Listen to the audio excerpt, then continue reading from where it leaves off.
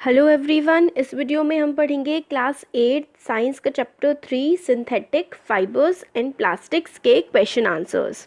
पूरा एक्सप्लेनेशन हम इसका अच्छे से समझेंगे। तो पहला क्वेश्चन है, explain why some fibres are called synthetic. कुछ फाइबर्स को हम सिंथेटिक क्यों कहते हैं? तो देखिए इसका आंसर है, some fibres are called synthetic because they are man made.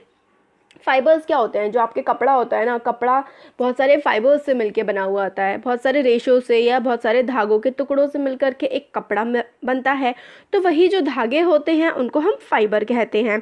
और सिंथेटिक फाइबर वो होते हैं जो नेचुरल नहीं होते, जो हमें नेचर में नहीं मिलते, जो ह्यूमन ने खुद बनाए हैं, फैक्ट्रीज में, लेबोरेटरीज में बनाए हैं, वो होते हैं सिंथेटिक फाइबर।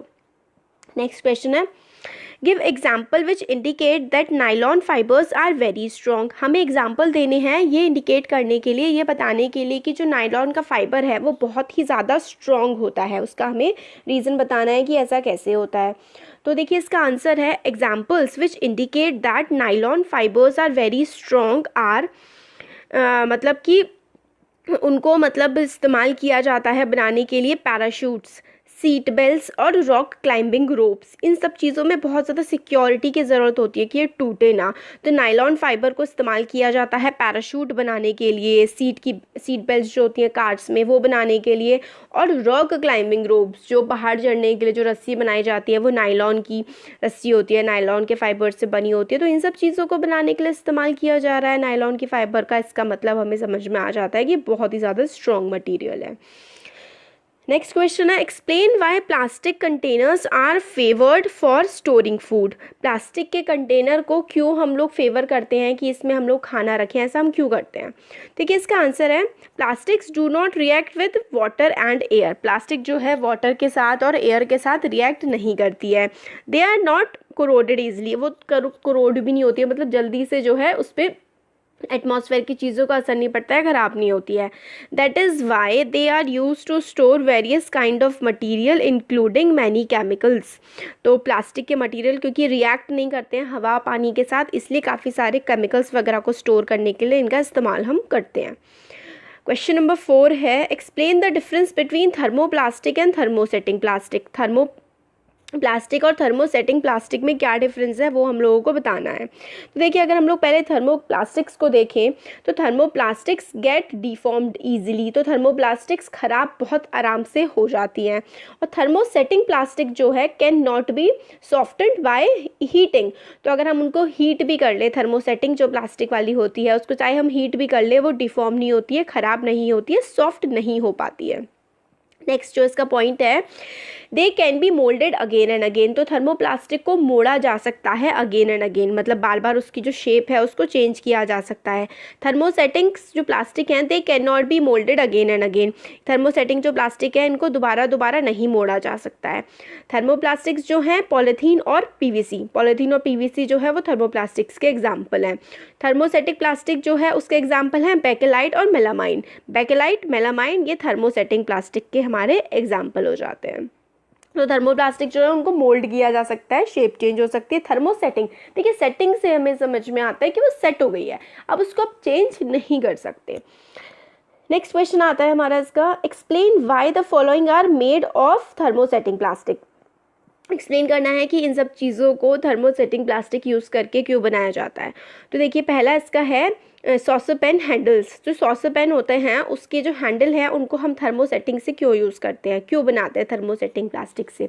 तो देखिए because it do not gate deformed on heating. Thermosetting plastics heat करने पर जो है, उनको गर्म करने पर डिफॉर्म नहीं होती है, चेंज नहीं होती है उसकी शेप। तो इसलिए हम सॉसर पैन जो होता है, हमारे फ्राइंग पैन्स जो होते हैं उसके जो हैंडल है वो थर्मोसेटिंग प्लास्टिक के हम लोग इसलिए बनाते हैं ताकि हीट उन पे लगे तो भी उनकी शेप्स जो है वो चेंज ना हो। नेक्स्ट आता है electric plug switches, plug boards. इनको हम लोग थर्मोसेटिंग से क्यों बनाते हैं? क्योंकि because it is poor conductor of heat and electricity. Thermosetting plastic poor conductor होते हैं हीट और इलेक्ट्रिसिटी के, खुद से इसको पास नहीं करने देते हो। इलेक्ट्रिक बोर्ड तो पुअर कंडक्टर होनी चाहिए, नहीं तो करंट ही लगता रहेगा भाई लोगों को, है ना। इसलिए इस्तेमाल करते हैं हम लोग इनका, थर्मोसेटिंग प्लास्टिक का इनमें। नेक्स्ट क्वेश्चन हमारा आता है, कौन कौन से हमें मटेरियल बताने हैं कि कौन से रिसाइकल किए जा सकते हैं और कौन से रिसाइकल नहीं किए जा सकते। तो रिसाइकल क्या क्या किया जा सकता है, प्लास्टिक के टॉयज़ को, प्लास्टिक की चेयर को, हमारे जो कैरिंग बैग्स होते हैं जिनमें हम सामान लाते हैं उनको, और plastic covering on electric wires, जो इलेक्ट्रिक वायर्स के ऊपर प्लास्टिक की कवर होती है उसको भी रिसाइकल हम कर सकते हैं। और बॉल पॉइंट पेन जो होते हैं उनको रिसाइकल कर सकते हैं। प्लास्टिक की जो कटोरियाँ होती हैं उनको हम रिसाइकल कर सकते हैं। रिसाइकल क्या नहीं कर सकते, टेलीफोन के इंस्ट्रूमेंट्स जो होते हैं, वायर्स वगैरह, कुकर के हैंडल को और इलेक्ट्रिकल स्विचेस को, इन सब चीज़ों को हम रिसाइकल नहीं कर सकते। नेक्स्ट क्वेश्चन आता है, Rana wants to buy shirts for summer, should he buy cotton shirt और shirt made from synthetic material, advise Rana giving your reason. तो एक राना है, उसको आपको एडवाइस करना है कि उसको गर्मियों में किस तरीके के कपड़े खरीदने चाहिए। समर के लिए उसको क्या कॉटन के कपड़े खरीदने चाहिए या फिर सिंथेटिक मटेरियल के, तो वो आपको उसको एडवाइस करना है कि उसको किस तरह के कपड़े गर्मियों के लिए खरीदने चाहिए और उसका हमें रीज़न भी बताना है। तो देखिए इसका आंसर हो जाएगा, he should buy cotton shirts because it is natural fibre not sorry, देखिए हम लोगों को कॉटन की शर्ट्स जो हैं वो उसको करनी चाहिए एडवाइस की वो गर्मियों के लिए कॉटन की शर्ट ले, क्योंकि नेचुरल फाइबर जो होता है वो स्वेट को जो है वो सोक नहीं करता, क्या होता है स्वेट को इवेपोरेट कर देता है। इसलिए क्या होता है कि हम लोग अगर स्वेट इवेपोरेट हो जाता है हमारा तो उससे हम लोगों को कूलिंग इफेक्ट फील होता है। नेक्स्ट क्वेश्चन है, give example to show that plastic are non corrosive in nature. हमें एग्जाम्पल देना है कि प्लास्टिक जो होती है उसमें कोरोजन नहीं होता है, मतलब उन पर जंग वगैरह नहीं लगता है, नॉन कोरोसिव होती है नेचर की, उसका हमें एग्जाम्पल देना है। तो देखिए आंसर हो जाएगा, plastic bottles are use to store many chemicals, we use plastic bucket and mug in bathroom. तो हम लोग देखते हैं काफ़ी सारे केमिकल को स्टोर करने के लिए प्लास्टिक की बॉटल इस्तेमाल करते हैं, हमारे प्लास्टिक के मग होते हैं, प्लास्टिक की बकेट्स वगैरह होती हैं, तो उस पर क्या देखते हैं हम जंग नहीं लगता। पहले लोहे की बकेट होती थी तो जंग लग जाता था ज़मीन पर भी, उन पर खुद पर भी, तो प्लास्टिक की यूज़ करते हैं तो जंग नहीं लगता है, तो हम लोग को समझ में आता है कि नॉन कोरोसिव होती है ये। नेक्स्ट क्वेश्चन है, should the handle and bristles of a toothpaste B made of same material, explain your answer. क्या जो हैंडल है टूथपेस्ट का और उसके जो दांत होते हैं ना जिससे हम लोग ब्रश करते हैं ब्रिसल्स, वो सेम मटेरियल से बने होने चाहिए, और हमें इसका आंसर को एक्सप्लेन भी करना है। तो देखिए आंसर है, no, the handle and bristles of toothpaste should not be made of the same material because bristles should be soft and handle should be hard.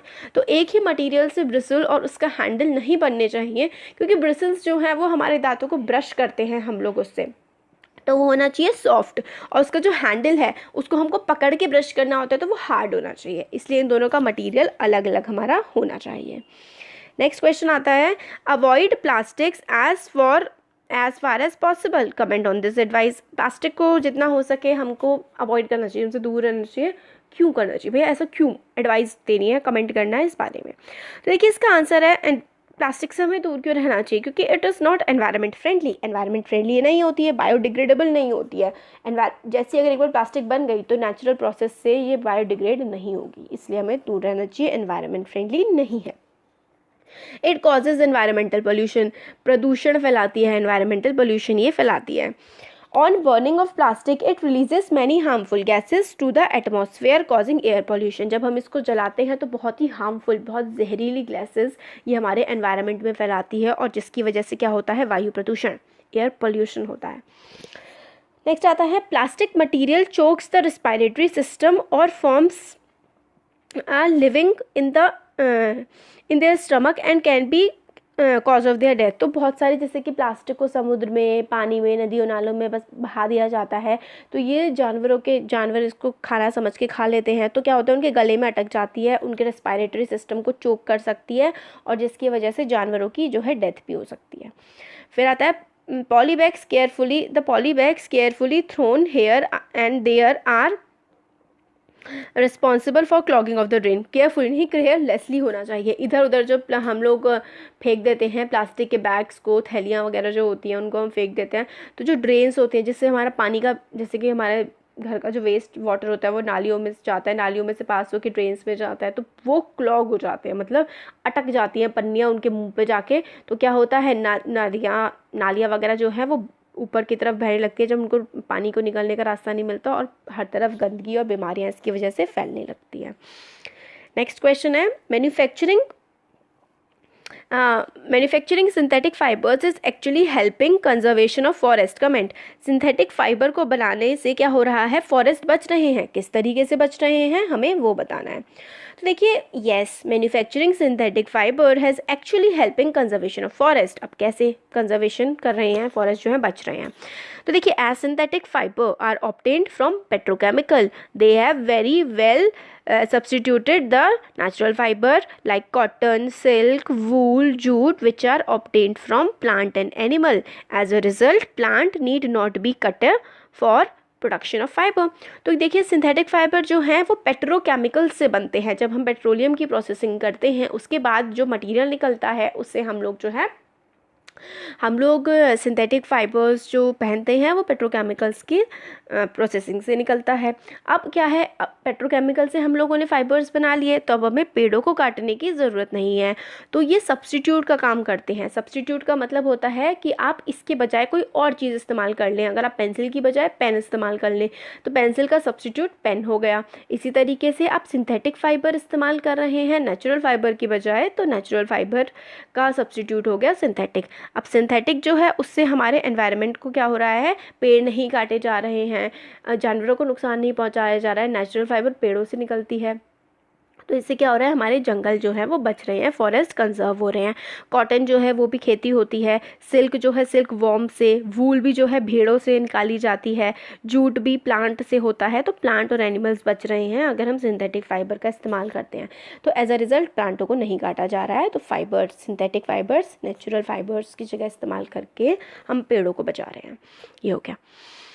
अब describe the activity to show the thermoplastic is a poor conductor of electricity. हमें activity बतानी है कि thermoplastic जो है वो poor conductor होती है इलेक्ट्रिसिटी की। ये एक्टिविटी के थ्रू बताना है। तो इसका आंसर हो जाएगा, टेक एन इलेक्ट्रिक वायर। आप एक इलेक्ट्रिक वायर लीजिए, connect a bulb to the wire. Wire जो है उससे आप एक बल्ब को कनेक्ट करिए। Now connect the two terminals of the wire to the battery. देखिए, जो बल्ब होता है ना उसमें दो कीले टाइप की, दो बाहर को कुछ नुकीला से निकलता होता है, वो इसके दो टर्मिनल होते हैं। वायर को उसके दो टर्मिनल पे बांध करके बैटरी से कनेक्ट कर दीजिए।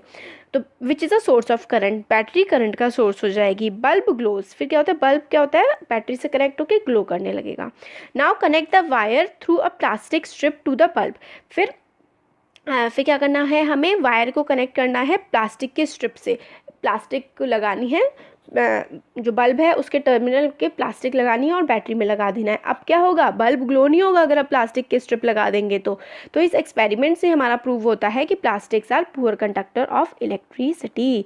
तो जो थर्मोसेटिंग प्लास्टिक होते हैं वो पुअर कंडक्टर होते हैं इलेक्ट्रिसिटी के। इससे हम लोग समझ सकते हैं कि पहले हम लोगों ने वायर लिया तो बल्ब जल गया, और अगर हम लोगों ने प्लास्टिक का कोई वो ले लिया स्ट्रिप तो उससे हमारा बल्ब नहीं जला।